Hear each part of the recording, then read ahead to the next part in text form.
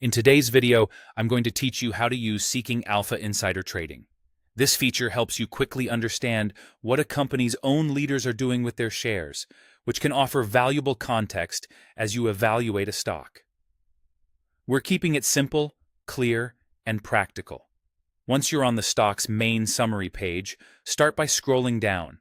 You're looking for a section with a table labeled something like Insider Selling and Buying. Different pages may phrase it slightly differently, but it will be clearly focused on insider transactions. When you see that table, pause there. That's where the key insights live. The table lists recent insider transactions, and there are a few columns that matter most. First, pay attention to who traded.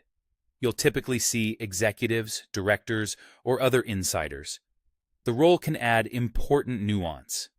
For example, a chief executive or chief financial officer buying shares with their own money can signal personal confidence in the company's direction. Directors and other insiders can also provide signals, but the closer someone is to daily operations and financial decisions, the more directly their actions might reflect what they're seeing inside the business. Next, look at whether the transaction was a buy or a sell.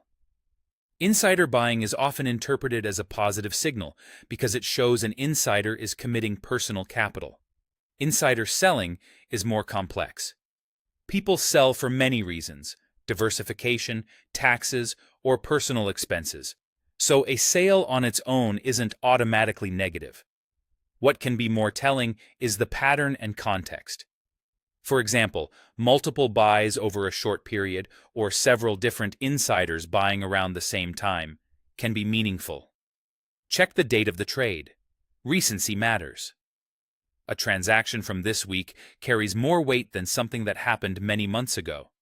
If the table shows a cluster of recent activity, that can be useful to note as you build your view of the stock. Finally, look at the value of the transaction. Larger dollar amounts can indicate stronger conviction, but remember that size is relative. A big-sounding number might be small for a very senior insider, while a modest buy could be significant for someone else. Focus less on the headline alone and more on the combination of role, direction, timing, and value.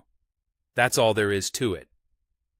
By scrolling down to the insider selling and buying table and reading who traded, whether they bought or sold when it happened, and for how much, you'll add a clear evidence-based layer to your stock research.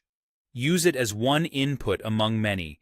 Stay thoughtful about context, and let the data inform, not dictate your decisions.